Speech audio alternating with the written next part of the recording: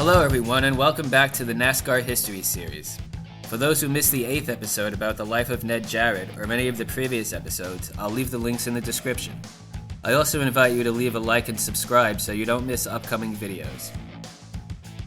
This 9th episode is about Joseph Herbert Weatherly, born in Norfolk City, Virginia on May 29, 1922. During his high school days, Joe became very fond of motorcycles and rode one as a delivery boy for a pharmacy. In the early 1940s, he raced in local motorcycle races, but had to stop to serve in World War II.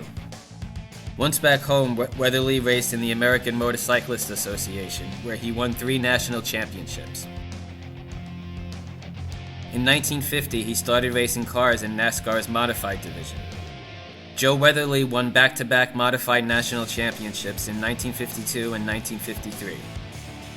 From 1952 to 1961, Joe raced part-time in NASCAR's Grand National series, with a lot of top 5 and top 10 finishes.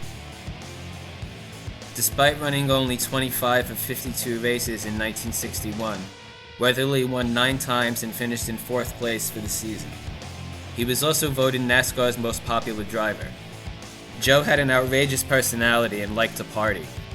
He once ran practice laps in a Peter Pan suit and was called the Clown Prince of Racing. In a 1956 race in NASCAR's Convertible Series, he had a fellow driver push him across the finish line after his engine exploded. The spectacle of Joe standing in the flaming car was dubbed the Chariot of Fire.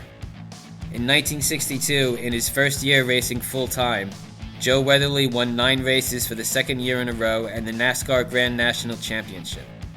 The owner that Weatherly raced for in 1961 and 1962, Bud Moore, did not have enough money to run the full schedule in 1963.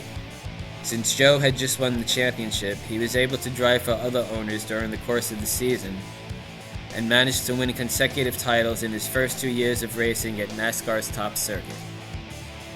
Unfortunately, Joe Weatherly never finished the 1964 season. In the 5th race of the year at Riverside International Raceway, Joe lost his life in a racing accident. His head came out of the car and hit a retaining wall, killing him instantly. Weatherly was not wearing seatbelts and had not installed a window net on his vehicle because he feared being trapped in a burning car in the event of a crash. Joe was the first driver to die the year after winning the title. Alan Kulwicki became the second when he won the title in 1992 and died in a plane crash in 1993.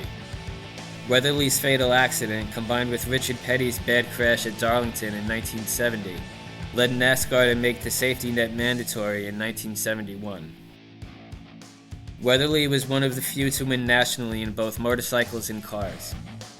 Although his career was cut tragically short, his achievements have been duly recognized. The Darlington Raceway Stock Car Museum was inspired by and originally named in his honor in 1965. In 1994, he was inducted into the International Motorsports Hall of Fame in Talladega.